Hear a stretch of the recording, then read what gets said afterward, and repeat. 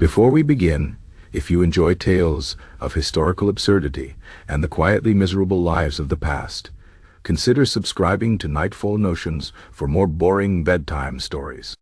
Tonight's chapter delves into the unenviable job of the king's food taster, a role that combined gourmet dining with mortal terror.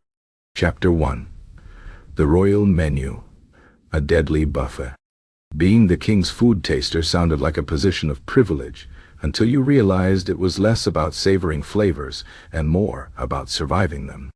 The royal kitchens were a marvel of culinary excess, where entire boars were roasted in honey glaze, swans were refeathered after cooking for dramatic presentation, and pies sometimes contained live musicians for a whimsical surprise.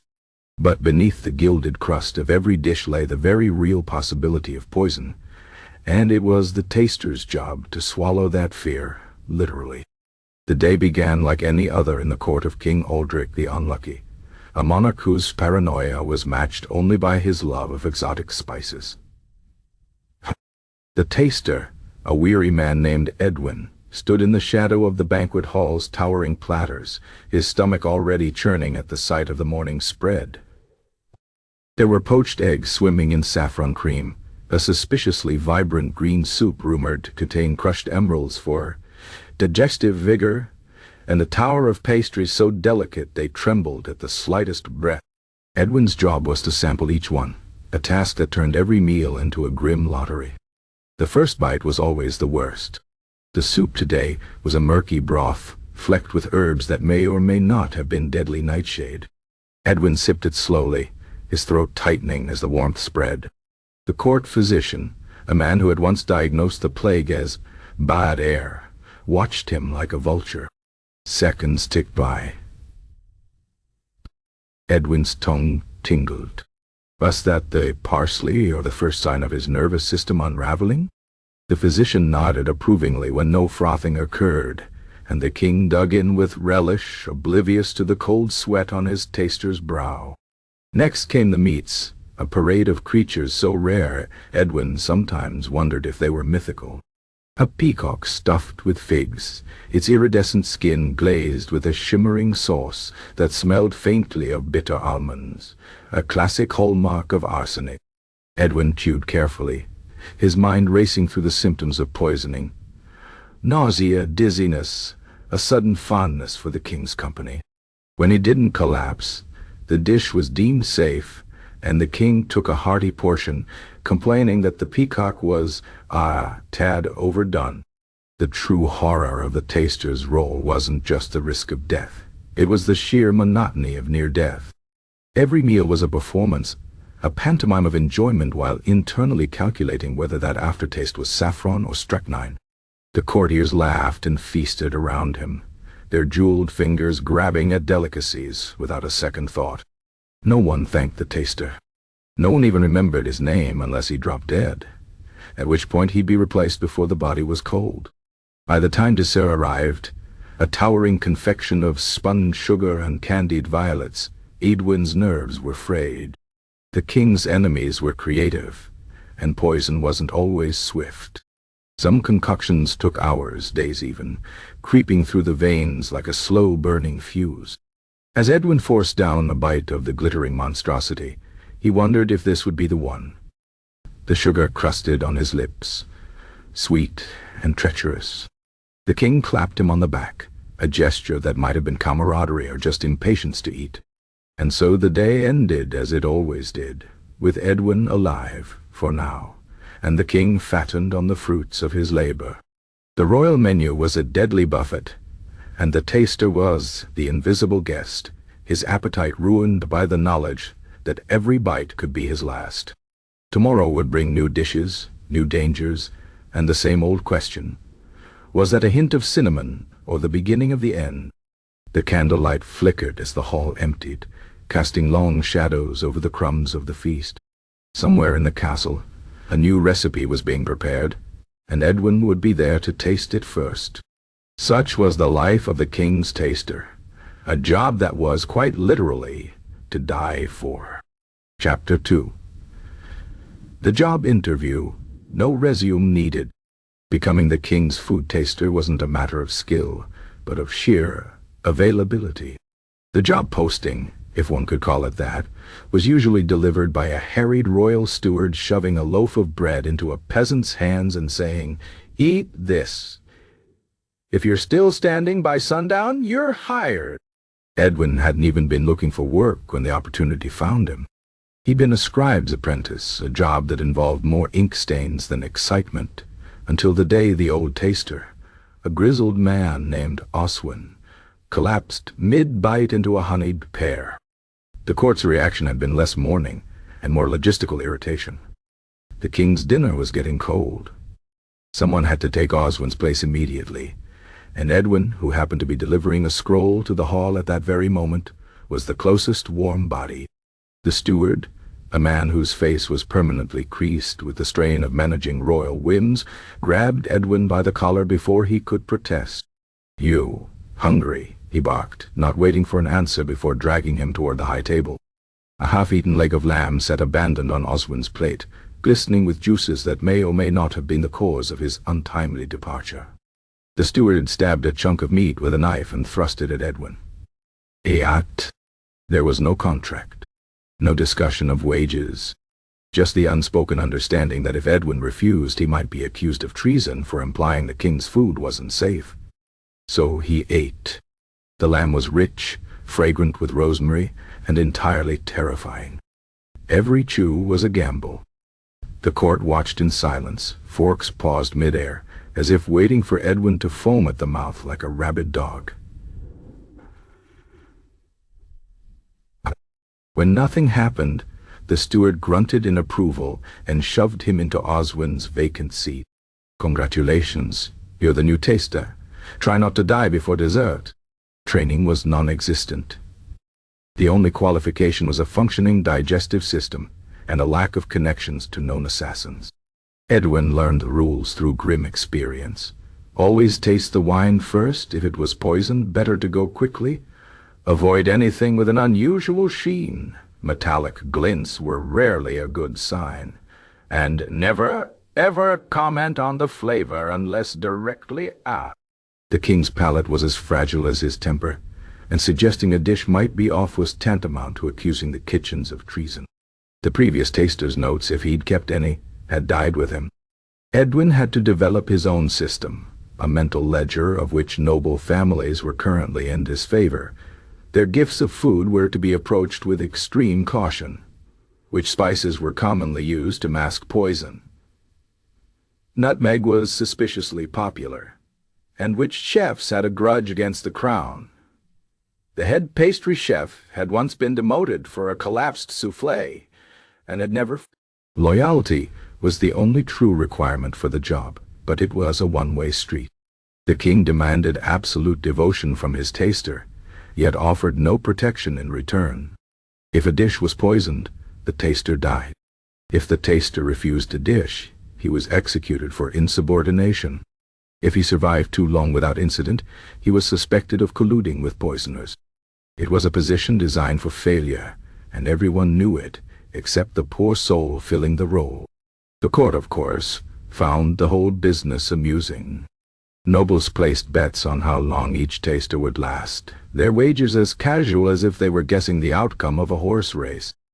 Edwin overheard one lord musing that he'd give it 3 months, tops, before the new man joined his predecessors in the unmarked grave reserved for expired tasters. The only upside was that the job came with unlimited access to the king's table, a perk that lost its charm when every bite might be your last. By the end of his first week, Edwin had sampled dishes I'd never dreamed of tasting: gold-leafed venison, spiced wines from distant lands, a jelly made from crushed pearls, but he couldn't enjoy a single bite. His tongue was no longer a tool for savoring flavors, but a detector of doom, probing each morsel for the bitter tang of betrayal. And yet, the strangest part wasn't the danger. It was the mundanity. The king's food taster was just another servant, invisible until needed, forgotten the moment the plates were cleared. No one asked Edwin's opinion on the meals. No one cared if he liked the taste of pickled eel or candied rose petals. His job wasn't to critique, but to consume and hopefully survive. As he lay awake at night, listening to the distant clatter of the kitchen staff preparing the next day's feast, Edwin wondered how many tasters had come before him. How many had died quietly, their sacrifices reduced to a single line in the court records. Taster expired. Replacement needed. There was no glory in the role, no honor. Just the grim certainty that one day his luck would run out, and the steward would grab another unfortunate soul to take his place. But until then, he chewed, swallowed, and waited for death to arrive on a silver platter. Chapter 3. Breakfast of Champions, or Corpses. Dawn in the royal kitchens was a symphony of clattering pans and hushed curses, a cacophony that signaled the beginning of another day where Edwin's life hinged on the whims of an omelet. Breakfast was, in many ways, the most treacherous meal of all. It was rushed, often prepared by bleary-eyed cooks who had not yet fully shaken off the previous night's wine, most alarmingly consumed before the king's daily court, meaning any poison would have the added spectacle of striking him down in front of dignitaries, assassins, and breakfast enthusiasts. Edwin arrived at the crack of dawn, as he did every morning, his stomach already clenched in anticipation. The head cook, a burly man named Godric, whose forearms bore more scars than a retired mercenary's, barely glanced up from the sizzling griddle as Edwin entered. "Taster," he grunted, which was the closest thing to a greeting Edwin ever received. Today's breakfast spread was deceptively simple. Soft-boiled eggs nestled in silver cups, a platter of cured meat so thinly sliced they were nearly translucent, warm bread still steaming from the oven, and a bowl of figs glistening with a suspiciously sticky glaze. Edwin eyed the figs first. They were a favorite of the king's, which made them a favorite of poisoners. He picked one up, rolling it between his fingers. The syrup clung to his skin, thick and amber-colored. Too sweet. Or was that his imagination? The first bite was always the worst. The fig burst between his teeth, flooding his mouth with cloying sweetness. He chewed slowly, counting the seconds in his head. When no immediate fire erupted in his throat, he swallowed. Then came the waiting. The court physician, a man who had once prescribed leeches for a stubbed toe, would hover nearby, watching for signs of distress, twitching, sweating, sudden existential regret. Edwin forced himself to stand perfectly still, resisting the urge to clear his throat or lick his lips, lest it be mistaken for a symptom. Next came the eggs. The king adored his eggs at precisely the consistency of sunshine on a cloudy morning, which meant they were barely set, their yolks trembling at the slightest disturbance. Edwin dipped a spoon into one, watching the golden liquid pool. A perfect medium for poison. He took a cautious sip. The flavor was rich, buttery, and, mercifully, free of anything that might liquefy his organs. The meats were next, a selection so finely sliced they could have been mistaken for lace. Edwin had learned the hard way that the thinner the meat, the easier it was to hide a powder or paste between the layers. He lifted a translucent slice of ham to the light, squinting.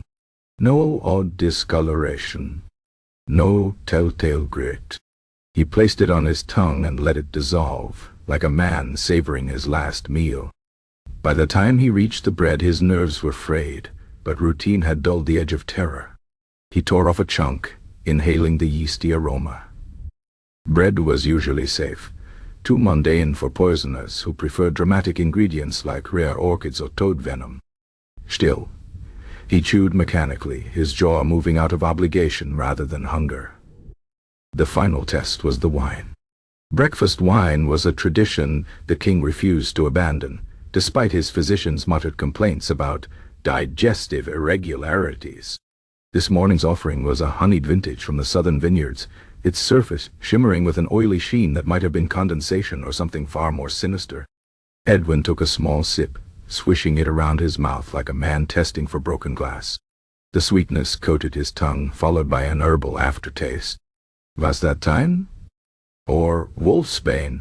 He held the wine in his mouth a moment longer than necessary, half expecting his lips to go numb. When they didn't, he swallowed. The steward, who had been watching this entire ritual with the patience of a vulture, finally nodded. Good. His Majesty will be down shortly. And just like that, Edwin's part in the morning's drama was over. The servants descended, whisking the dishes away to be replated for the king, their surfaces artfully rearranged to hide the evidence of Edwin's nibbling. No one thanked him. No one even looked at him. He was a ghost in his own life, a man whose entire purpose was to stand between the king and death, yet who would never be remembered for it. As he slipped out of the hall, his stomach churning with the morning's delicacies, Edwin passed the kitchens, where a scullery maid was scrubbing a pot with grim determination. She glanced up, catching his eye for the briefest moment before looking away. No words were exchanged, but Edwin recognized the look in her eyes. It was the same look he saw in the mirror every morning. The quiet resignation of someone who knew their life was worth less than the food on the king's plate. Breakfast was over. Edwin had survived. Again. But the day was young, and lunch would be even more elaborate. Somewhere in the castle, a disgruntled noble was plotting. A cook was experimenting with exotic spices, and death was waiting, patient as a shadow, for its next opportunity. And Edwin, the man who stood between the king and the grave, would be there to meet it. One bite at a time. Chapter 4. The Poisoner's Art. A deadly game. Poisoning a king was never a simple matter of slipping something foul into his wine and hoping for the best. It was an art form, a delicate dance between chemistry and psychology, where success depended as much on understanding human nature as it did on the properties of toxic substances. Edwin had learned this the hard way, through months of tense meals and near misses. The castle's archives contained scrolls upon scrolls of failed assassination attempts, each one a lesson in what not to do if you wanted to kill a monarch and live to boast about it. The most obvious poisons were child's play to detect. Arsenic left a metallic sheen on liquids, belladonna made meats reek of something distinctly unnatural, and mercury had a tendency to pool visibly at the bottom of goblets. These were the tools of amateurs, the sort of clumsy attempts that ended with the would-be assassin being introduced to the executioner's axe long before the king ever touched his food. The real professionals were far more creative. One particularly memorable incident involved a visiting noble who had brought a gift of imported chocolates, each one handcrafted and wrapped in gold leaf. The king, ever susceptible to flattery, had been delighted, until Edwin noticed the noble watching him with unusual intensity as he sampled the first piece. The chocolate itself was flawless, rich and velvety, but the filling was another matter entirely. Hidden beneath the ganache was a paste of crushed cherry pits, their cyanide content just high enough to be deadly in large doses, but subtle enough to escape immediate notice. Edwin had spat it out just in time, his mouth burning with the faintest almond-like aftertaste. The noble had protested innocence, of course, claiming it was simply an exotic regional recipe. He'd been given the chance to prove his sincerity by eating the remaining chocolates himself. He'd declined. The execution had been scheduled for dawn. Then there was the matter of delayed poisons, a favorite among the more patient assassins.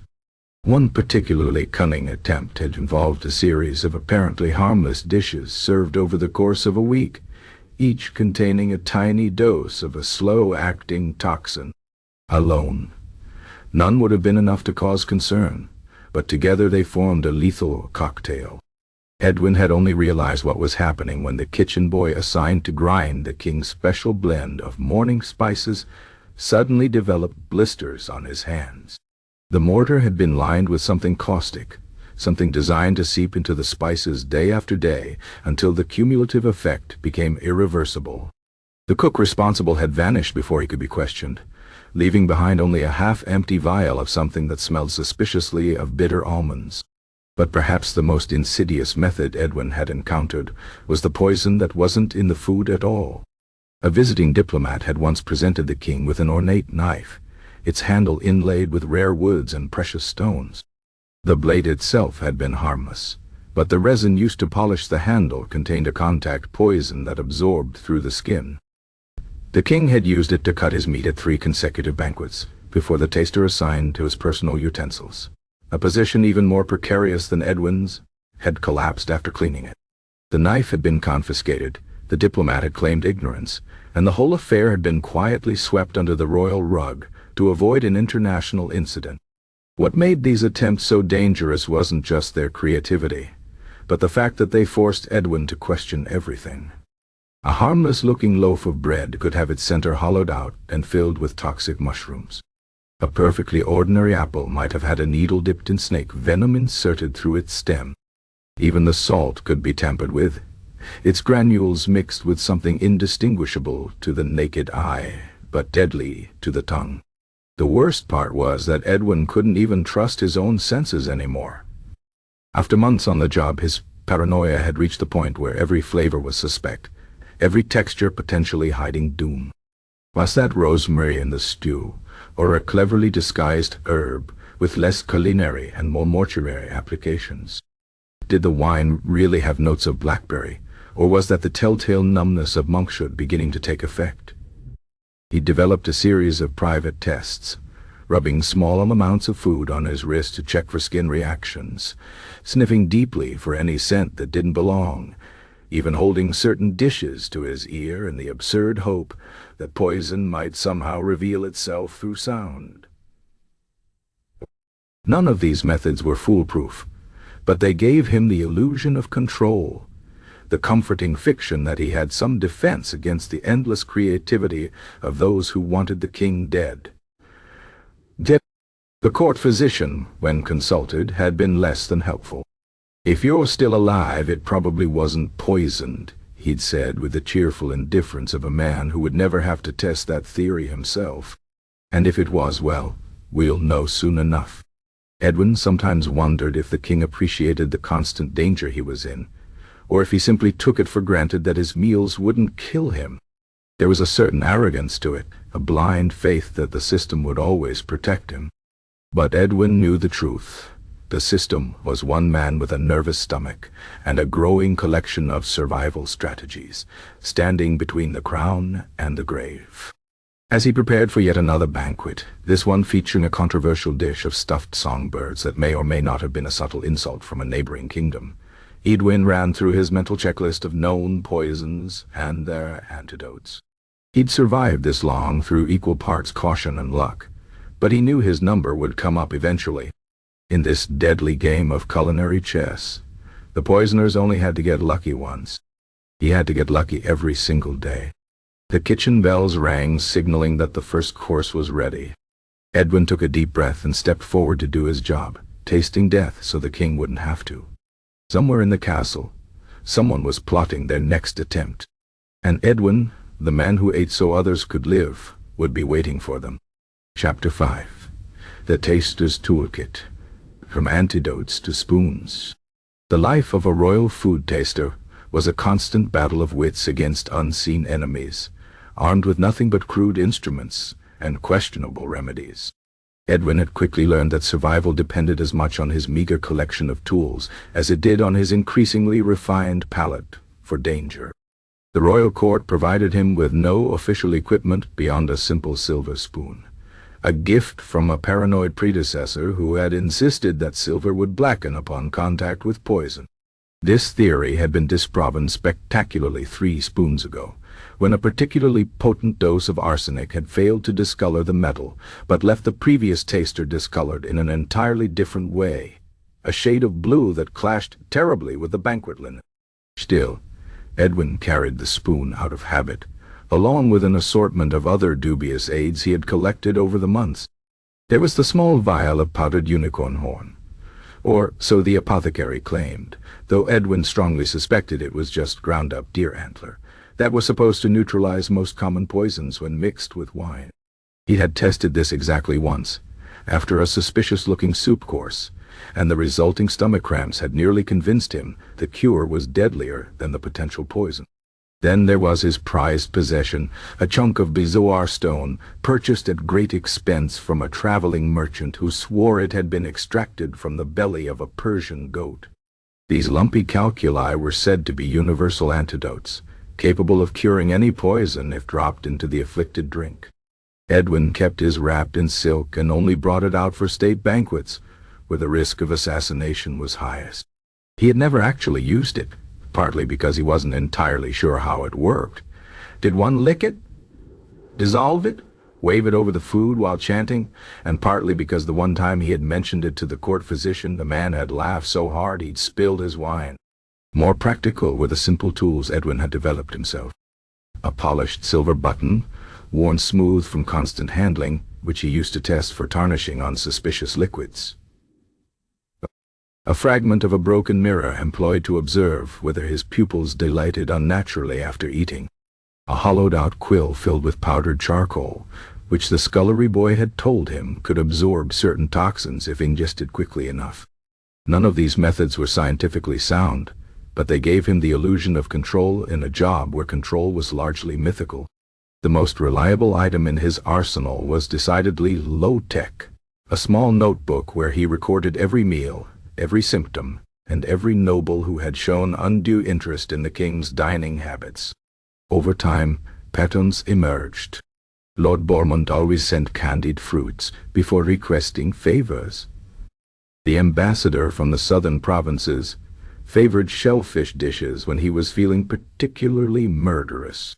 And the Queen's cousin had a telling habit of insisting the king try just a bite of whatever new delicacy he had brought, a habit that had earned him a permanent notation in Edwin's book as likely to attempt regicide via dessert. Of course, no amount of preparation could account for the sheer creativity of the royal kitchen staff. One particularly harrowing evening had featured a surprise pie, whose crust had been carefully sealed with wax to prevent any noxious fumes from escaping before the big reveal. Edwin had spent 20 minutes prodding it with various implements before finally breaking the seal, half expecting to find a nest of venomous snakes or a cloud of poisonous gas. Instead, it had contained live songbirds that flew out in a flurry of feathers. A harmless prank, but one that left him shaking too badly to properly test the next 3 courses. The true frustration of the taster's toolkit was its fundamental inadequacy. For every poison known to man, there seemed to be a dozen more that defied detection. Some left no taste, no odor, no visible trace. Others were only deadly in combination, harmless when eaten separately, but lethal when consumed together over the course of a meal. The worst were the delayed action poisons, which might take hours or even days to show their effects, by which time the trail had gone cold and the taster was either dead or desperately wishing he was. Edwin had once attended a lecture by a self-proclaimed toxin scholar who had rattled off a list of undetectable poisons: distilled mistletoe berries, certain varieties of deathcap mushrooms, prepared just so, a particular type of toad venom that could be concentrated into a powder so fine it was invisible to the naked eye. The scholar had been dragged away by the king's guards halfway through his demonstration, but not before leaving Edwin with a permanent sense of existential dread and a newfound appreciation for playing bread. In darker moments, Edwin wondered if his entire profession was essentially performative. The king's enemies were clever, well-funded, and patient. The taster's tools were primitive, unreliable, and mostly based on superstition. The arithmetic was discouraging. Yet he continued his rituals, the silver spoon, the bezoar stone, the careful notations, because the alternative was admitting that his survival depended entirely on luck and the occasional incompetence of would-be assassins. As he prepared for another day of culinary Russian roulette, Edwin ran through his usual checklist. Spoon polished. Bezoar stone in its pouch. Notebook updated with the latest noble intrigues. It wasn't much, but it was all he had. Somewhere in the castle, a kitchen boy was seasoning a roast, a noble was selecting a particularly fine vintage, and a poisoner was dreaming up new ways to bypass the kingdom's flimsy defenses. And Edwin, armed with little more than hope and a shiny piece of silverware, would be standing between them and the king. The tools might be crude, but the stakes couldn't be higher. After all, it only took one missed poison to make a taster's career, and life. Suddenly, terminally, over. Chapter 6. The King's Paranoia. Trust no one, especially the cook. King Aldrich the Unlucky's paranoia had festered over the years like a poorly treated wound, transforming the royal kitchens from a place of culinary artistry into a prison of suspicion and silent accusations. Every meal prepared within those walls was treated as a potential act of treason. Every chef viewed as a would-be assassin waiting for the perfect moment to slip poison into the royal porridge. This atmosphere of constant dread trickled down to Edwin, whose daily routine had become less about tasting food and more about navigating a labyrinth of royal neuroses. The king's latest decree had been typical of his escalating madness. All kitchen staff were now required to wear gloves at all times, their fingers wrapped in thin linen to prevent any powders or potions from being hidden beneath their nails. This might have been a reasonable precaution if not for the fact that the gloves turned slippery with grease and broth, resulting in 3 dropped platters and 1 spectacularly ruined soufflé in the first week alone. The head cook, Godric, had taken to muttering darkly under his breath every time he tied on the ridiculous things, his already limited patience wearing thinner than the king's hairline. Worse still were the tasting protocols. Where once Edwin had been allowed to sample dishes at his own discretion, he now had to follow an elaborate ritual designed by the king himself. Each plate had to be divided into quadrants, with Edwin consuming a portion from each section in strict sequence, while the king watched like a hawk eyeing a particularly suspicious field mouse. Any hesitation, any pause to consider the flavor, was met with immediate panic. "Why did you stop? What's wrong with it? Is it poisoned? Is this another attempt on my life?" The questions would come rapid fire, the king's voice rising in pitch until the entire hall fell silent, all eyes on Edwin and his increasingly treacherous digestive system. The kitchen staff had developed their own coping mechanisms. Ingredients were now locked in an iron chest, the key to which hung around the seneschal's neck at all times. Spices were measured by a trusted page under the watchful eye of 2 guards, their faces impassive as they stood over what should have been a simple pinch of saffron, but had instead become a matter of national security. Even the firewood was inspected for hidden compartments before being fed to the flames, lest someone try to poison the king through smoke inhalation. The absurdity reached new heights when a visiting diplomat presented the court with a gift of exotic cheeses. The king, who normally adored dairy products, had stared at the wheel of foreign brie, as if it might sprout fangs at any moment. Edwin had been ordered not just to taste it, but to consume an entire wedge, to be absolutely certain. The king had said, his fingers drumming nervously on the armrest of his throne. Edwin had spent the next 3 hours waiting for symptoms that never came, his stomach protesting the sheer quantity of rich cheese, while the rest of the court enjoyed their thoroughly vetted dinner. What made the situation particularly unbearable was that the king's paranoia was not entirely unfounded. There had been attempts on his life, 3 that Edwin knew of, and likely more that had been kept quiet. But the constant suspicion had created an environment where accidents were treated like conspiracies, and simple mistakes became treasonous acts. When a new scullery maid accidentally used salt instead of sugar in the king's morning pastries, she had been dragged before the court in chains before anyone thought to ask whether it might have been an honest error. The king had pardoned her eventually, but not before subjecting the poor girl to a lengthy lecture on the importance of vigilance, during which Edwin had been forced to sample 6 identical pastries just to prove the error hadn't been deliberate. The worst victim of this atmosphere was the food itself. What had once been a thriving center of gastronomic innovation had become a bastion of bland, overcooked safety. Chefs avoided bold flavors or unusual ingredients for fear they might be misinterpreted. Presentation suffered under the weight of constant inspections, with dishes being pulled apart and reassembled so many times that they arrived at the royal table looking like the victims of a culinary autopsy. Even the wine, once a source of pride for the kingdom's vineyards, was now served at room temperature, after the king declared that chilling might mask impurities. Edwin often wondered how much longer this could last. The kitchen staff were exhausted, the chefs demoralized, and the king's meals increasingly resembled the sort of fare one might expect in a particularly austere monastery. Yet the paranoia continued to grow, feeding on itself like a snake eating its own tail. Just last week, the king had demanded that Edwin begin tasting his napkins, convinced that poison might be absorbed through the skin.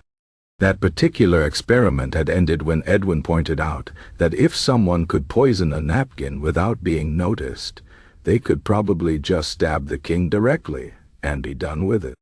As Edwin stood in his usual spot by the kitchen door, waiting for the latest safe meal to be prepared, he watched the staff move about their duties with quiet desperation.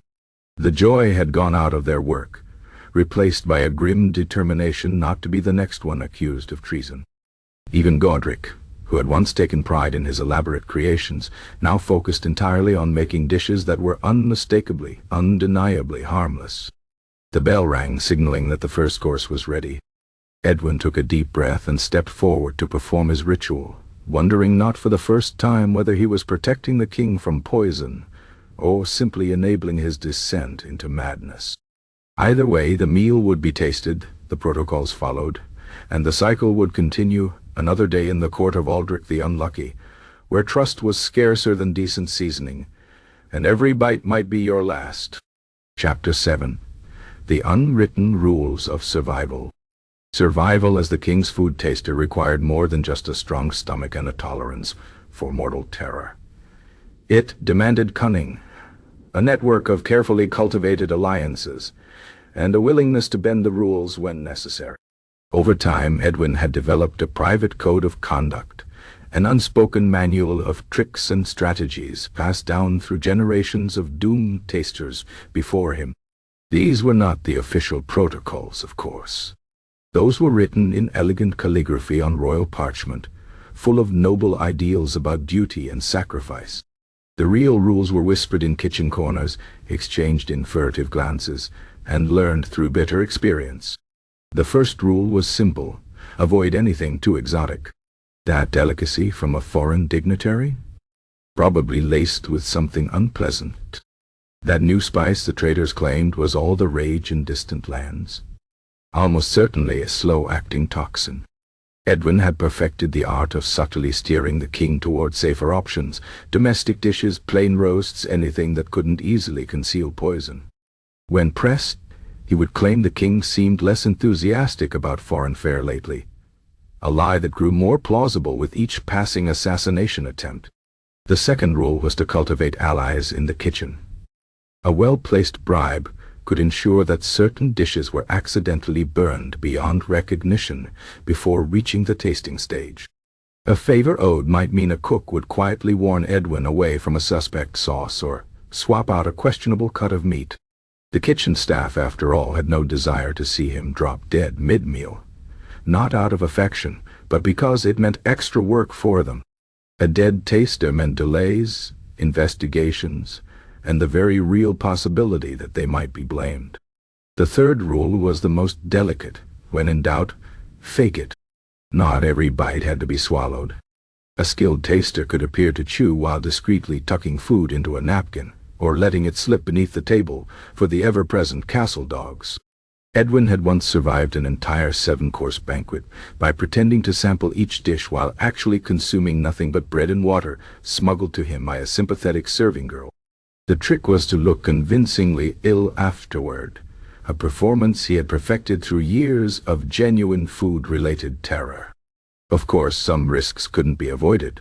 When the king insisted on trying something particularly dangerous, like the infamous dragon's breath peppers gifted by a dubious southern warlord, Edwin had to rely on Rule 4. Spread the risk. He would take the smallest possible bite, then immediately chase it with known antidotes. Milk for capsaicin poisoning, honey for certain alkaloids, and copious amounts of wine for everything else. It wasn't foolproof, but it bought time. The fifth rule was never to trust gifts. Food presented by nobles was always suspect, but so were the grand gestures, the elaborately carved ice sculptures that might contain hidden reservoirs of poison. the decorative sugar flowers that could be dusted with something far less sweet. Edwin had developed a habit of admiring such offerings a little too vigorously, breaking them apart under the guise of appreciating their craftsmanship while actually checking for concealed threats. The sixth rule was the hardest to follow: never get comfortable. Complacency killed tasters faster than poison. Just because a dish had been safe yesterday didn't mean it would be safe today. Cooks could be bribed, suppliers could be coerced, and even the most trusted recipes could be tampered with. Edwin made a point of varying his own habits, never sitting in the same place twice, never accepting food from the same servant too often. The final rule was the darkest: know when to walk away. Every taster had their limit, the moment when the risk outweighed the rewards. For some it came after a close call with a deadly dish. For others, it was the slow erosion of nerves over years of tension. Edwin hadn't reached that point yet, but he knew the signs. The veterans who had lasted more than a year all shared the same hollow look, the same tendency to jump at sudden noises, the same habit of sniffing their own breath for signs of impending doom. Tonight, as Edwin prepared for yet another state banquet, he ran through his mental checklist. He had bribed the pastry chef to lose the suspicious almond torte. He had arranged for the questionable shellfish platter to be accidentally knocked over by a conveniently clumsy page.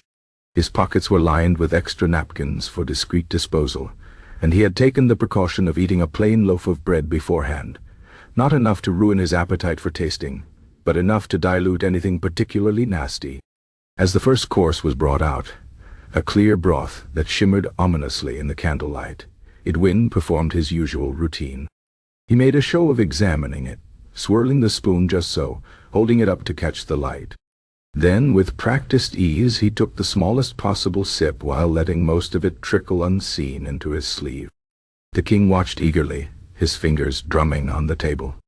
"Well?" he demanded. "Is it safe?" Edwin paused just long enough to seem thorough before nodding. "Perfectly, Your Majesty." It was alive, of course. He had no idea if the broth was safe, but following all the rules meant he might live long enough to find out. Chapter 8: A Taster's Last Meal. The castle archives held meticulous records of every royal meal ever served. The menus, the guest lists, the precise arrangements of dishes on gilded platters. What they did not record were the names of the tasters who had died sampling those meals, their sacrifices reduced to a single line: "Taster expired. Replacement required." Edwin had made it his business to learn their stories anyway, collecting the tragic and often ironic tales of his predecessors like grim cautionary tales. There was Oswin, the taster Edwin had replaced, who had lasted an impressive 7 years before meeting his end via a honeyed pear. The cruel joke was that Oswin had hated pears, always making excuses to avoid sampling them. But on that particular day the king had been in a mood, and insisted. The old man had taken one reluctant bite, made a face, and then,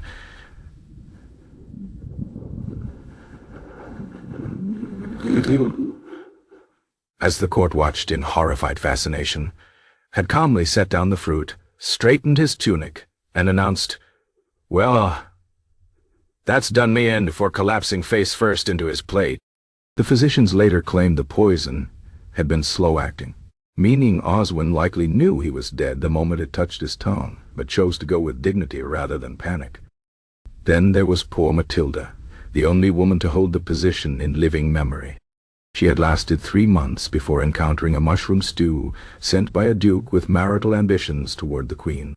Matilda, who possessed an encyclopedic knowledge of fungi from her peasant upbringing, had recognized the deadly variety immediately. According to the serving girl who witnessed it, she had looked at the bowl, then at the smirking duke, then deliberately consumed an entire ladleful while maintaining unbroken eye contact with the man. She'd been dead within the hour, but not before providing a detailed description of her symptoms to the royal physician, a final act of professional dedication that allowed the palace to identify and execute the duke before he could try again. The most tragic case was young Peter, a kitchen boy promoted to taster when no one else could be found on short notice. His entire tenure had lasted one meal, a supposedly safe platter of roasted quail, before he began foaming at the mouth. As he convulsed on the floor, the court had been shocked to hear the king bellow, "Well, is the rest of it safe to eat?" The physicians had determined the poison was only in the skin, which Peter had sampled, while the meat itself remained uncontaminated. The king had enjoyed his quail, while Peter's body was still being carried away. Edwin often wondered about these fallen tasters as he went about his duties. Had Oswin known his luck was running out that morning? Had Matilda recognized her last meal for what it was as she lifted that fatal spoon? The castle walls held their secrets close, but Edwin had pieced together enough to know that few tasters left the position voluntarily. Most were carried out, their final meals as varied as the poisons that killed them. A bite of cake, a sip of wine, a single berry from an ornamental centerpiece. The darkest story was that of Gerald, who had served under the king's father. According to the kitchen master, Gerald had discovered poison in a dish meant for the king, and rather than simply declaring it unsafe, had eaten the entire portion to prove the danger. His agonizing death had saved the king's life, but the act had been stricken from official records because, as the seneschal put it, we can't have every taster thinking they're allowed to be heroic. Gerald's sacrifice earned him no monument, no posthumous honors, just an unmarked grave beyond the castle walls, and a story told in whispers. Edwin sometimes visited that grave when his nerves needed steadying. It reminded him of the stakes, of the fact that his job was not simply to taste, but to stand between the king and death, no matter the cost. Standing there in the weedy patch of ground that served as the taster's unofficial cemetery, he would recite their names like a grim roll call: Oswin, Matilda, Peter, Gerald, and all the others whose names had been lost to time but whose final meals lived on in infamy. As he prepared for another day of culinary Russian roulette, Edwin couldn't help but wonder what his own last meal might be. Would it be some exotic delicacy, a diplomatic gift gone wrong? Or something mundane, a simple soup that happened to contain the wrong herb? Would he know, as Matilda had, that the bite in his mouth was his last? Or would death take him by surprise, as it had Oswin? The kitchen bell rang, signaling that the first course was ready. Edwin took a deep breath and stepped forward to do his job, acutely aware that today might be the day he joined his predecessor in the unmarked graves. Somewhere in the castle a cook was seasoning a dish, a noble was selecting a wine, and death was waiting patiently for its next opportunity. And Edwin, the latest in a long line of doomed tasters, would meet it head-on, one bite at a time. Chapter 9. The Royal Blame Game. When a food taster died, the castle erupted in a carefully choreographed dance of accusation and deflection, where the only rule was that blame must never land on anyone who actually mattered. Kings did not like to acknowledge that someone had tried to kill them. Nobles could not be implicated without causing diplomatic incidents, and the tasters themselves made poor scapegoats. They were already dead, after all. And where was the satisfaction in punishing a corpse? Zula, the royal court, turned its wrath on the easiest targets: the kitchen staff. Edwin had witnessed this grim ritual 3 times since taking his position. The first had been a young scullery maid, barely 14, who had been flogged for carelessness after a taster died sampling a poorly cleaned salad. Never mind that the poison had clearly been in the imported olives, not the greens she had washed. Never mind that the noble who had gifted those olives was a known rival of the king's. The girl's screams had echoed through the courtyard as the royal steward explained to the court that this was a necessary lesson in vigilance. The second time, the victim had been a junior cook named Harold, who had the misfortune of preparing the king's favorite spiced wine on the same day a taster collapsed after drinking it. The fact that Harold had tasted the wine himself before serving it, and survived, meant nothing. The fact that the taster had also sampled 6 other dishes that evening meant even less. Harold was dragged away in chains, his protestations that he had followed every protocol falling on deaf ears.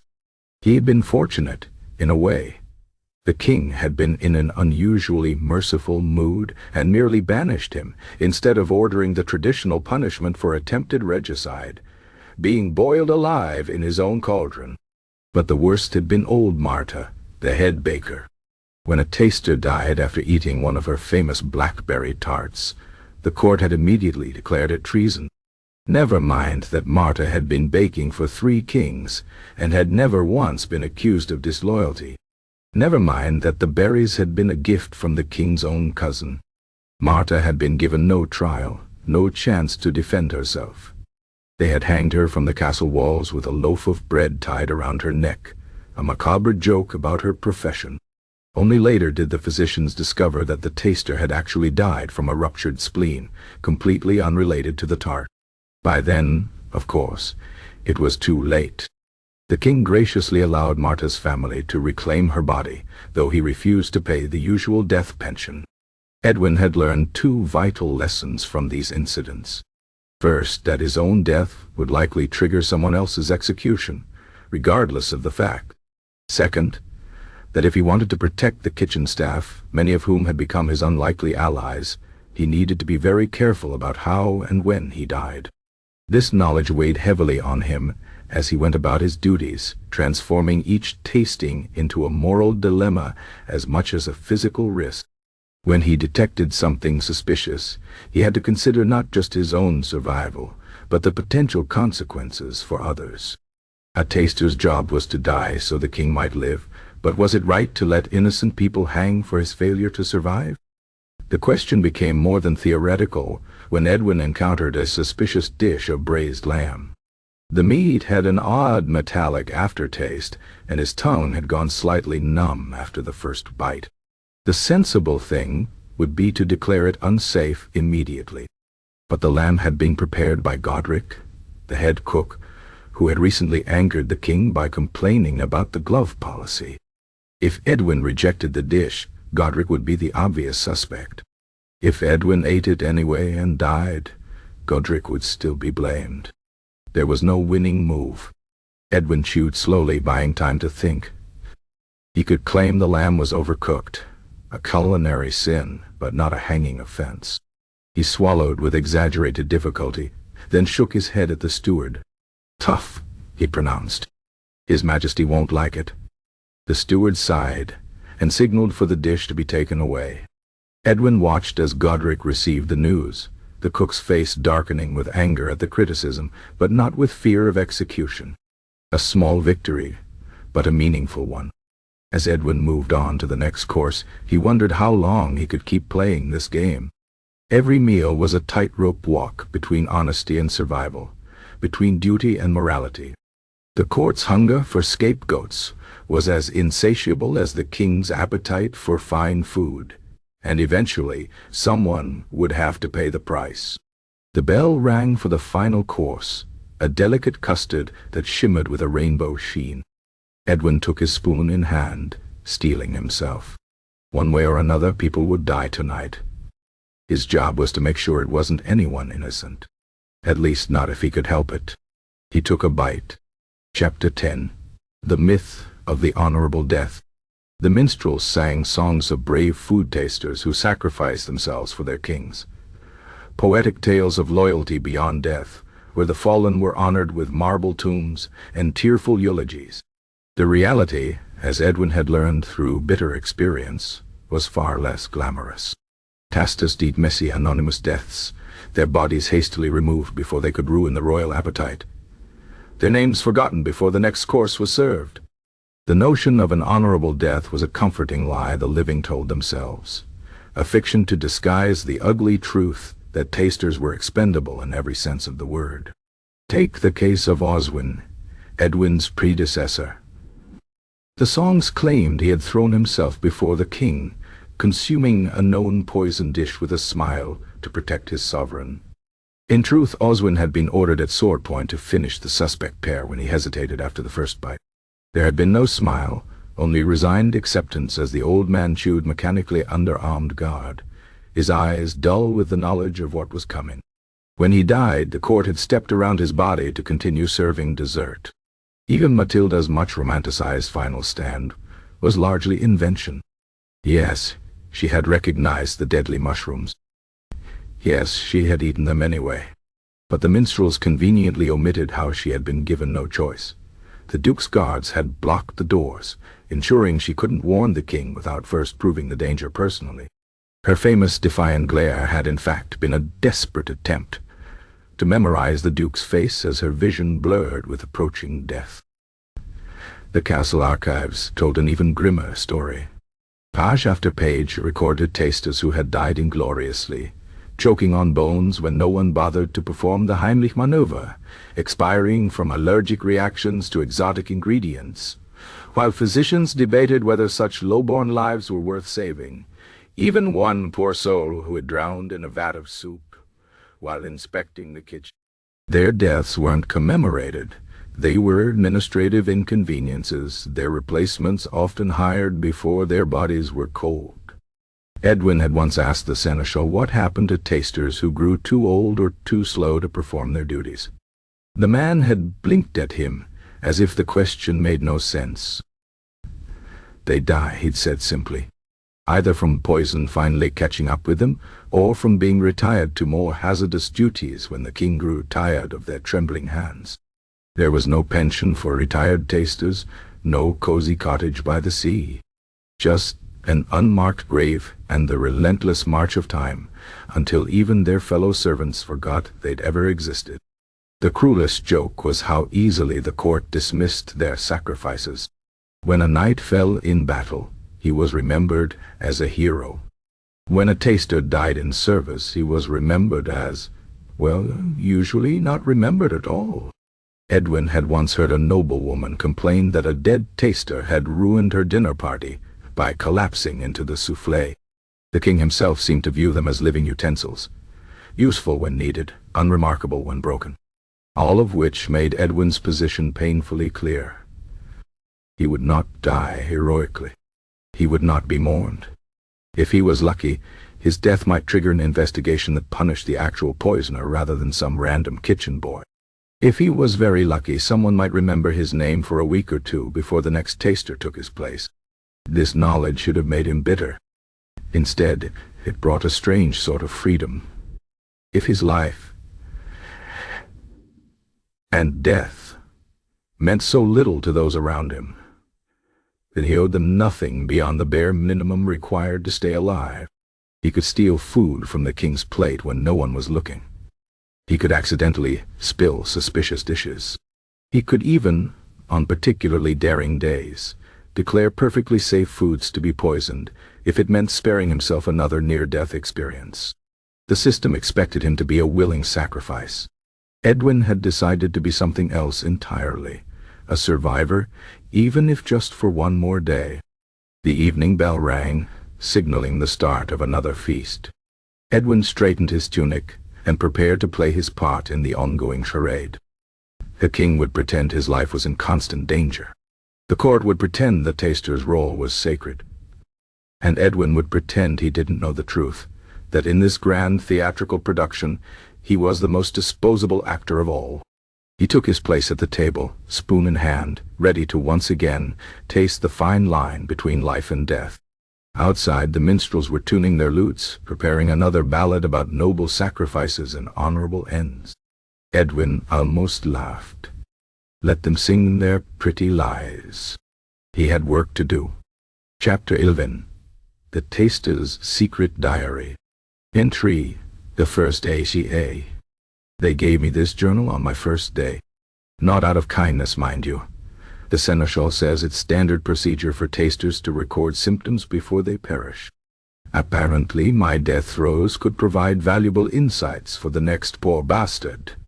So here I sit, scratching away by candlelight, wondering if this will be read posthumously with scholarly interest or used to wipe the royal backside. Today's near-death experience came courtesy of a suspiciously vibrant green soup. The cook swore the color came from spinach, but since when does spinach glow in the dark? I took the smallest sip humanly possible and spent the next hour waiting to see if my tongue would slough off. Ting, watching this ordeal, sighed dramatically and complained I was ruining the presentation. Apologies, Your Majesty. Next time I'll expire more decorously. Entry, the 5th Daga. Discovered the previous taster's journal hidden beneath a loose floorboard. Poor Oswin kept meticulous notes, not just on poisons, but on which nobles made suspicious eye contact during meals. His last entry reads, "If I die after tasting the Duke's gift of smoked eel, it was absolutely the eel. The eel killed him 3 days later." I've started leaving similar clues in my own journal. Today's edition, "If I die suddenly, blame the honey cakes from Lady Isolde. They taste like betrayal and crushed dreams." Henry the 9th. The king threw a tantrum today because his quail eggs were too eggy. He demanded I taste 6 of them in quick succession while he ranted about incompetent chefs. Halfway through the 4th egg, I realized the absurdity. I could be breathing my last because a grown man threw a fit about breakfast. When I didn't die, he declared the eggs acceptable and ate them all. Somewhere, Oswin is laughing. Entry the 14th. Found a note tucked into my journal this morning. It reads, "The veal is safe. The apricots are not. Tell no one." No signature. Either a friendly warning or an elaborate trap. I did the veal with gusto. Accidentally knocked the apricots onto the floor. The king was furious until his favorite hound lapped them up and promptly vomited on his shoes. The look on his face almost made this job worthwhile. Entry the 20th. Dreamt I died, tasting an undercooked pigeon. The king complained about the mess I made, collapsing into his favorite tureen.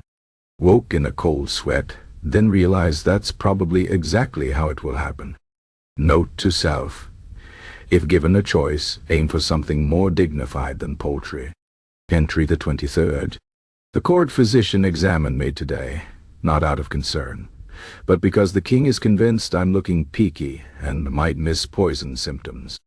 The good doctor peered into my mouth, thumped my chest, and declared me surprisingly not dead yet. Then he charged me 2 silver pieces for the examination. I'd protest, but the royal taster's salary is surprisingly good, probably because they have to replace us so often. Entry the 30th. Ate an entire honeyed dormouse today to prove it wasn't poisoned. Not the worst thing I've consumed for this job, but certainly the most anatomically intact. Felt its tiny claws stick in my throat on the way down. The king, watching this spectacle, remarked that I chew funny. Yes, your majesty, with mortal terror.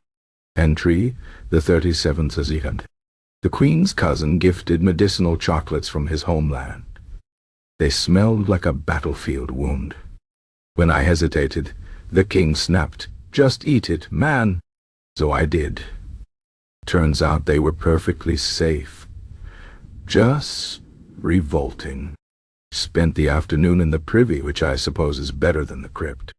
Entry the 41st Al. They served roast peacock tonight with its feathers reattached. As I picked at my portion, I realized the absurdity. I could die because some noble thought food should look like it might fly away. The king ate 3 helpings while I sat waiting to see if my stomach would explode. Some days I wonder if poison would be preferable to another artistic presentation. Entry the 45th Ajir. Found another anonymous note. The taster before you lasted 6 months. Beat that. Challenge accepted. Entry the 50th. 6 months today. Celebrated by not dying. Ate an entire suspicious custard just to spite fate. When I didn't collapse, the king complained it was too sweet and sent it back to the kitchens. The cook glared at me like this was my fault. Sorry, Godric. Next time I'll die properly to maintain standards. Entry the 53rd. The seneschal caught me writing in this journal. He sniffed and said, "That won't be necessary anymore. We're having you trained as a food taster." I stared at him blankly until he clarified, "You last longer if you know what to look for." So now I spend my afternoons with a retired assassin learning to spot poisoned needles in bread rolls and detect arsenic by the way it makes candles flicker. The assassin A cheerful fellow named Gregor says, I'm almost adequate. High praise. The entry, the 60th. Gregor taught me something useful today, how to fake death throes convincingly. Sometimes you eat bad shellfish, he said. Better they think it's poison than that you're human. Performed my first convincing near-death experience after sampling questionable oysters. The court physician was fascinated. The king was annoyed I interrupted his appetizer. Entry, the 66. Found a third note. You're getting better at this. Don't get cocky. I'd be touched by this mysterious mentorship if I weren't fairly certain it's Gregor messing with me. Entry, the 70th. The king's new mistress gifted candied violets. They tasted like perfume and regret. Held them in my mouth just long enough to seem thorough, then discreetly spat them into a napkin. The king ate 3 handfuls and complained of headaches all evening. Not poison, just terrible taste. Entry, the 75th is Agurun. 1 year today. To celebrate, I ate an entire slice of cake without checking for needles first. Living dangerously. Final entry. They're serving the king's favorite tonight, black truffle soup with gold leaf. The same dish that killed Oswin de Morthar.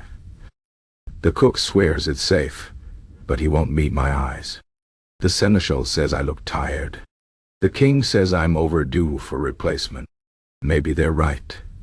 If this is my last entry, tell the next taster 3 things. Trust no one, spit often, and always check the floorboards for previous journals. Now, if you'll excuse me, I have some soup to taste.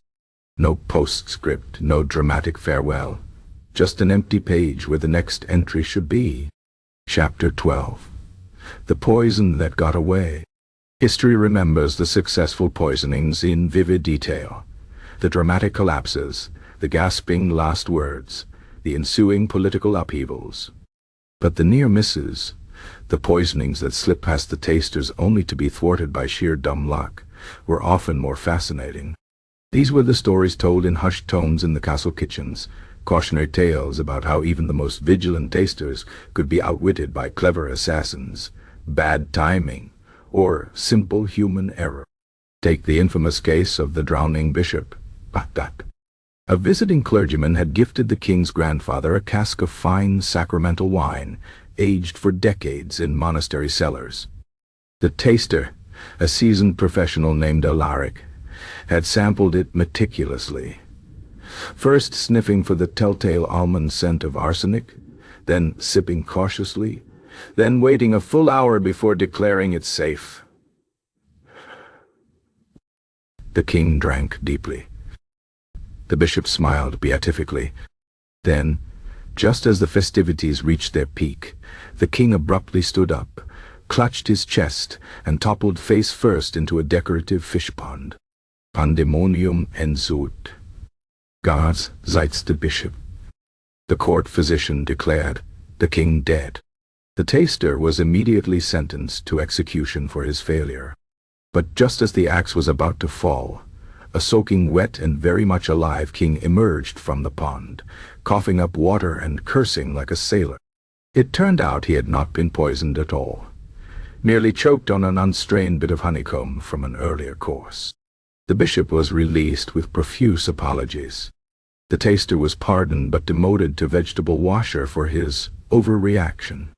And to this day no one explained why the king had chosen to dive into a pond, instead of, say, coughing like a normal person.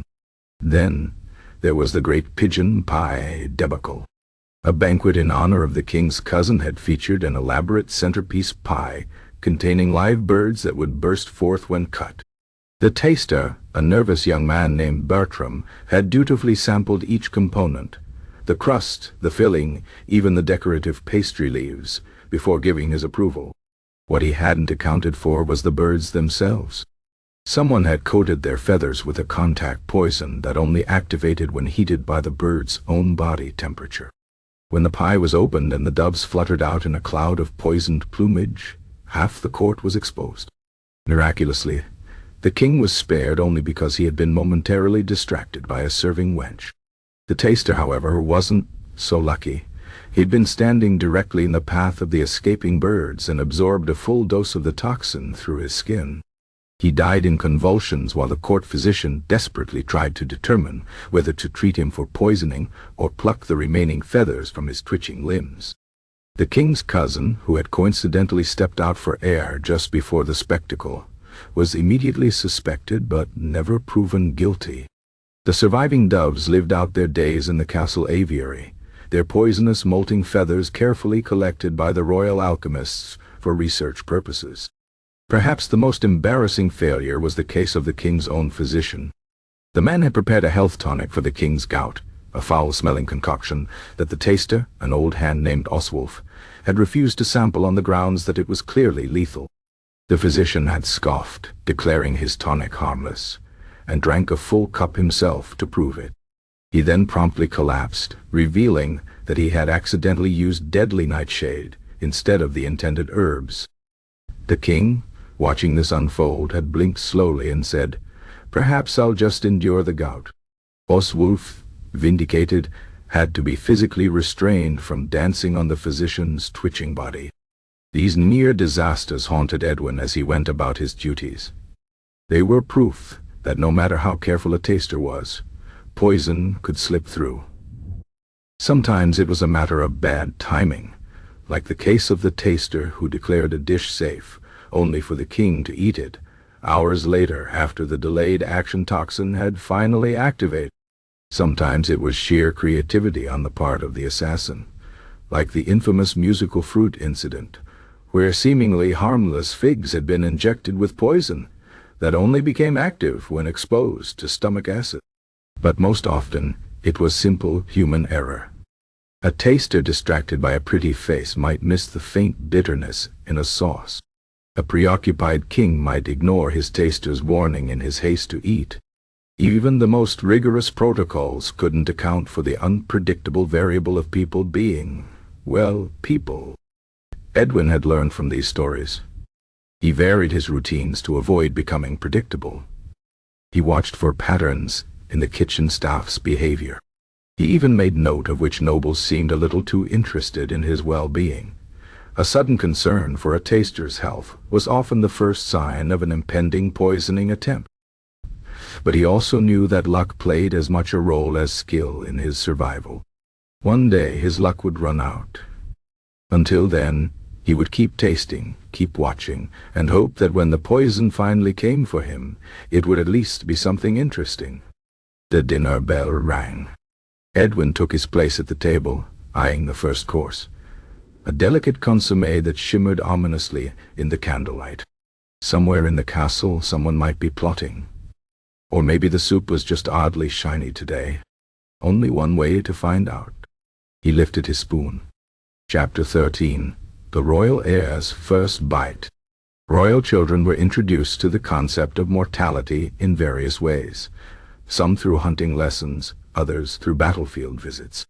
The heirs of King Aldric's line learned about death at the dining table, watching with wide eyes as grown men chewed carefully and waited to see if they would collapse. It was considered part of their education, this grim exposure to the realities of power. A prince who could not stomach the sight of a food taster's peril, the reasoning went, would never survive the cutthroat world of court politics. Prince Theobald, the king's 9-year-old son and heir, was no exception.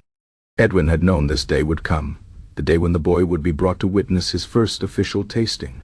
What he hadn't anticipated was the twist. Today, the prince would not merely observe. He would participate. The announcement came just before breakfast. The king, in one of his rare pedagogical moods, had decreed that Theobald should learn the weight of kingship through practical demonstration. This translated in practice to the prince being given his own small tasting spoon and stationed beside Edwin at the high table. The boy looked absurdly tiny next to the heavy oak chair, his feet swinging well above the floor, his ceremonial dagger, a gift for the occasion, looking more like a toy than a weapon at his belt. This, the king proclaimed to the assembled court, will teach my son the value of loyalty and sacrifice." Edwin, who had never felt particularly loyal or sacrificial, merely trapped, caught the prince's eye and saw his own unease mirrored there.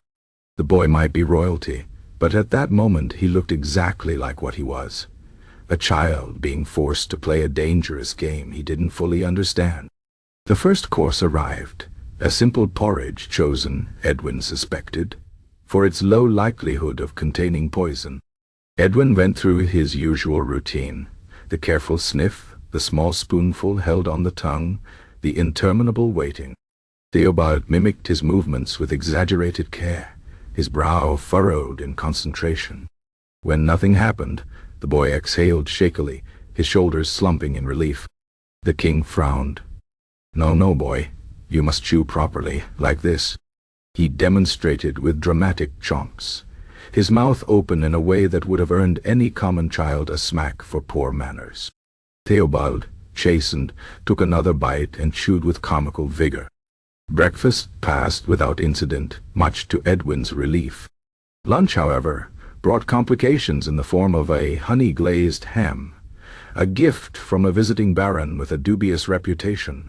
The meat glistened suspiciously, its surface shimmering with an odd iridescence.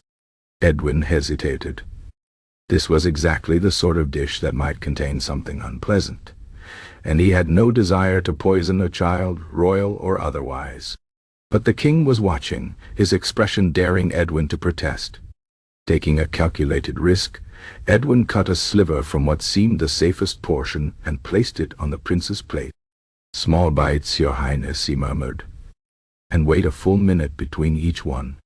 Theobald, to his credit, followed instructions precisely. He nibbled the ham like a rabbit testing unknown foliage, his eyes darting between Edwin and his father after each tiny mouthful. The baron, watching this display, looked increasingly annoyed, a reaction that did nothing to ease Edwin's suspicions. When the third course arrived, a platter of delicate pastries, Edwin's caution reached its peak. The flaky crusts could conceal anything, and the prince's small body would be far more vulnerable to toxins than a grown man's. This time, he intervened more boldly. "With respect, your majesty," he said, bowing slightly. "Perhaps the prince might observe this course rather than participate. The filling contains walnuts, and we wouldn't want to risk an allergic reaction." This was pure fabrication. As far as Edwin knew, the prince had no such allergy, but it served its purpose. The king, momentarily thwarted in his pedagogical zeal, huffed but acquiesced. Theobald shot Edwin a look of such profound gratitude that it made his chest ache. The rest of the meal passed without further attempts at royal education. The prince was allowed to merely watch as Edwin sampled each subsequent dish, though the king made a point of explaining every step of the process in excruciating detail. "Note how the taster checks the underside of the bread," he intoned. "Observe the way he sniffs the rim of the goblet first. Mark how he waits precisely 60 heartbeats before swallowing."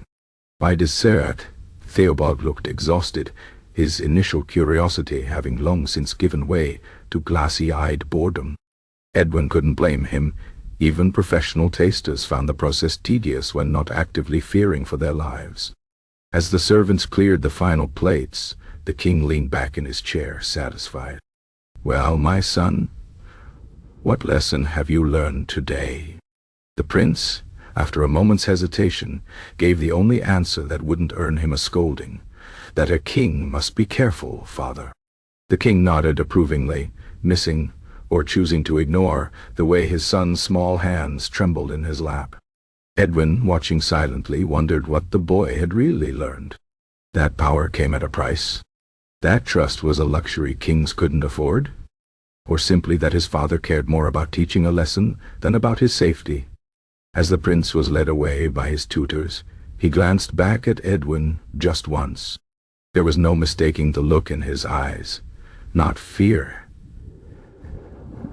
Exactly. But a dawning understanding of the world he'd been born into. It was the same look Edwin had seen in the mirror after his first month on the job.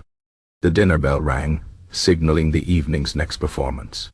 Edwin took his place, spoon in hand, and prepared to once again dance with death. Somewhere in the castle, a young prince was learning what it meant to rule. And Edwin, the man who stood between kings and poison, couldn't decide which of them had the harder lesson ahead. Chapter 14. The Taster's Revenge. For every 100 food tasters who died quietly in service to their kings, there was one who fought back. These rare individuals turned the tables on their royal employers in ways both subtle and spectacular, crafting acts of vengeance that became whispered legends among castle staff. Their stories were rarely recorded in official histories, but they lived on in kitchen gossip and the occasional raised glass when the servants drank in secret after dark. Edwin had collected these tales like a miser hoarding coins, each one a tiny spark of hope in an otherwise thankless job. There was the story of Ethelred the Uncomplaining, who had served King Baldric the Bad-Tempered for 15 miserable years before finally snapping. When presented with yet another suspicious meat pie, Ethelred had declared it perfectly safe, then watched with quiet satisfaction as the king ate 3 helpings before realizing the meat was actually minced parchment containing every insult ever levied against the taster's competence. By the time the king finished reading aloud his own cruel words, between bouts of vomiting the non-toxic but thoroughly inedible filling, Ethelred had already fled to a neighboring kingdom where he reportedly opened a tavern called the Last Laugh. Then there was the more dramatic case of Marguerite, taster to Queen Isolde de Vane. After surviving 7 poisoning attempts in as many months, all from different courtiers, Marguerite had taken to wearing a belt lined with vials of various antidotes. When the queen mocked this precaution one evening, Marguerite calmly replied, "Your Majesty should be grateful I take such care. If I die, who will protect you from your enemies?" Then, with perfect timing, she pretended to collapse after sampling the queen's wine. The resulting panic, the queen screaming for physicians, guards dragging innocent servants away in chains, ended abruptly when Marguerite miraculously revived, claiming the antidote belt had saved her life. From that day forward, the queen treated her with newfound respect, and the poisoning attempts mysteriously ceased. But Edwin's favorite story was that of Hengist, the taster who had outwitted King Vortimer the Oblivious through sheer psychological warfare. Vortimer had a habit of ignoring his taster's warnings, often eating suspect foods anyway. After one particularly close call with poisoned figs, Hengist began carrying a small bell to dinner.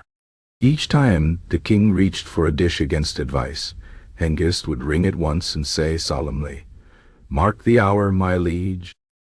The king, superstitious despite his bravado, soon became convinced the bell was somehow predicting his death. Within a month, Vortimer was refusing to eat anything Hengist hadn't personally blessed, a small victory, but one that probably extended both their lives considerably. These stories danced in Edwin's head as he endured yet another royal banquet, watching the same nobles who had tried to kill the king last week now laughing at his jokes. The hypocrisy would have been galling if it weren't so predictable. He caught the eye of the serving girl who had slipped him warning notes in the past. She gave an almost imperceptible nod toward the cheese platter, apparently tonight's danger zone. Edwin smiled to himself. He wasn't Ethelred or Marguerite or Hengist. He lacked their daring and dramatic flair. But he had his own ways of fighting back. When the cheese was presented, Edwin made a great show of examination. He sniffed each variety, held them up to the light, even rubbed small bits on his wrist to test for skin reactions. Then, with perfect timing, he accidentally sneezed directly onto the platter. "Oh dear," he said, blinking innocently at the horrified noble who had brought the gift. "How clumsy of me. I'm afraid these are quite ruined now." The king scowled but waved the platter away. The noble, Lord something or other, Edwin could never keep them straight, turned an interesting shade of purple, but couldn't protest without looking suspicious. The serving girl hid a smile behind her hand. It wasn't much as rebellions went.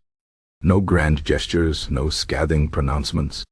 Just a small act of defiance that kept poison out of the king's mouth, and an assassin's noose off some innocent kitchen worker's neck.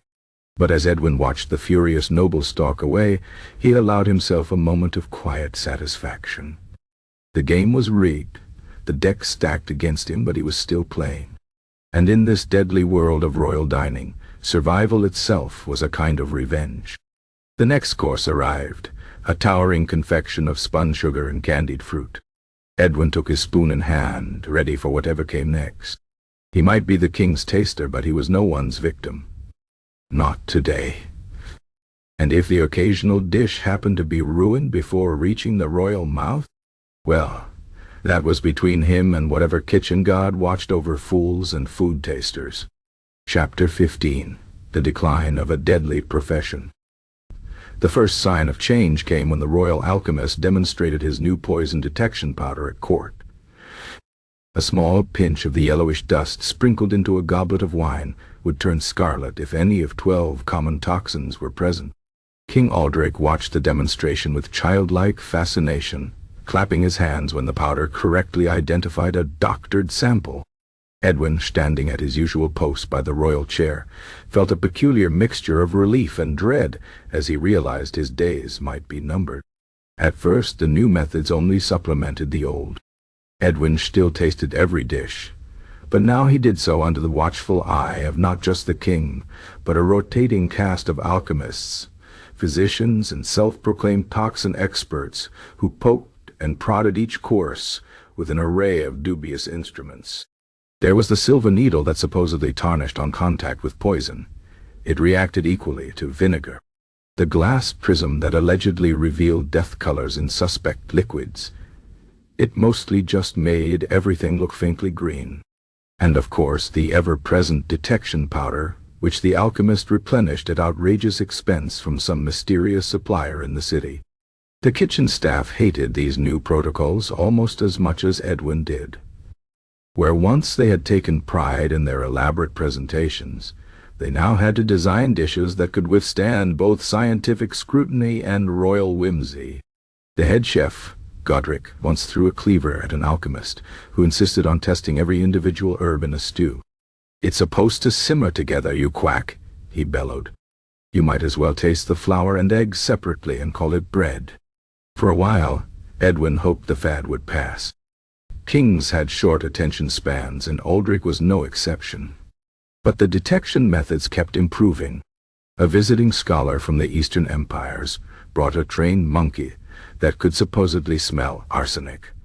The royal physician developed a complex system of leeches that would convulse in the presence of certain toxins. Even the castle cats were pressed into service, their reactions to scraps of food carefully noted and recorded. The final blow came with the arrival of Master Albrecht and his infamous universal antidote.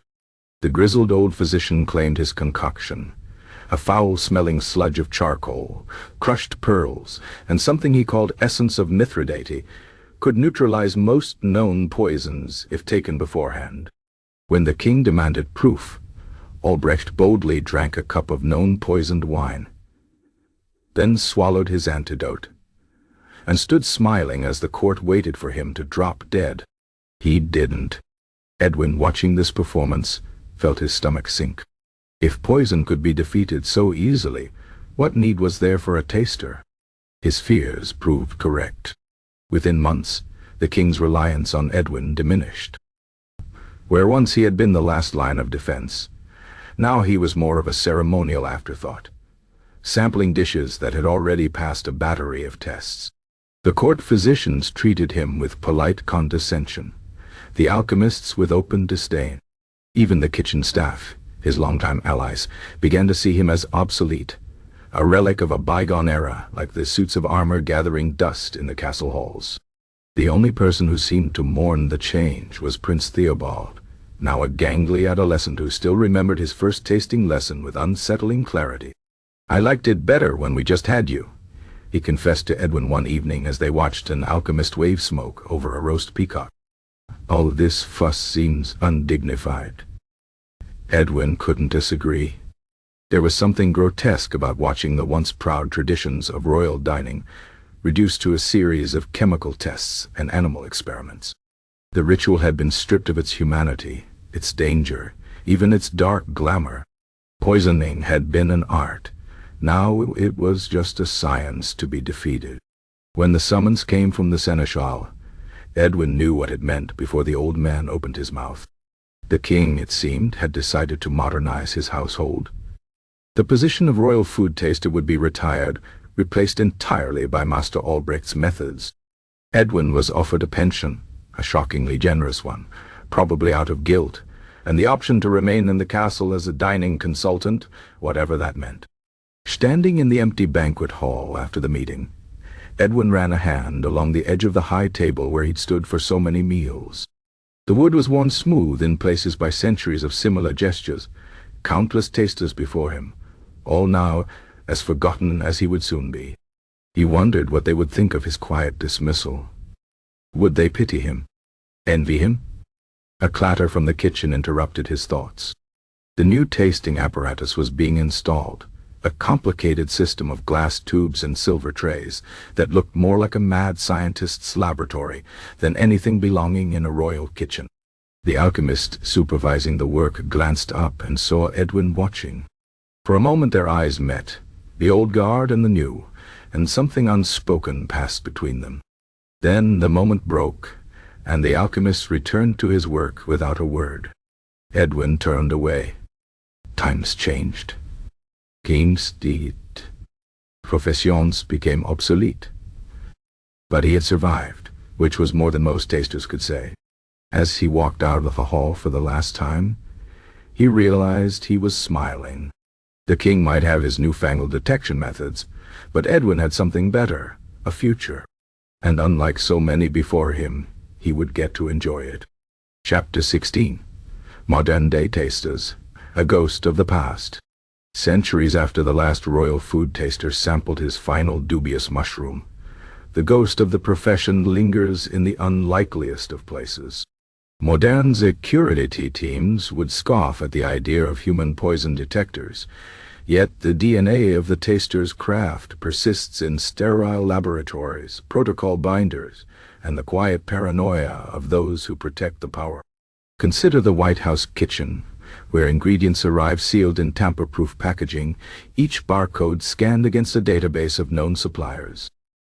The executive chef, though armed with far more advanced tools than old Godric ever dreamed of, still eyes gift baskets with the same weary suspicion Edwin once reserved for noblemen's offerings. The Secret Service employs spectroscopy and chemical swabs where tasters once used silver spoons and bezoar stones, but the fundamental question remains unchanged. Is this safe to eat? Airline meals for heads of state are prepared under camera surveillance, then locked in containers that record every vibration during transit, an elaborate dance of distrust that would feel familiar to any medieval taster.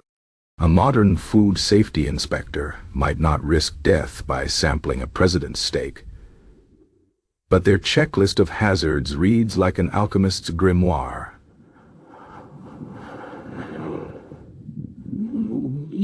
Urgens, contaminants, intentional adulterants. The vocabulary has changed, but the fear remains. Even the humble restaurant health inspector owes something to those long-dead tasters. When they demand that kitchens maintain time logs for perishable foods or forbid bare-hand contact with ready-to-eat meals, they enact protocols born from the same impulse that made kings employ human guinea pigs. The modern world has simply swapped out individual sacrifice for systems, regulations, and the cold comfort of data. The most direct descendants of Edwin's profession work not in palaces, but in pharmaceutical labs, volunteers paid to swallow experimental drugs while technicians monitor their vital signs. Like tasters, these human guinea pigs walk the line between bravery and expendability, their bodies serving as biological barometers for safety. The consent forms they sign would astonish Edwin, though the fundamental exchange remains eerily similar. I accept this risk so others don't have to. Perhaps the purest echo lives on in the personal habits of the powerful.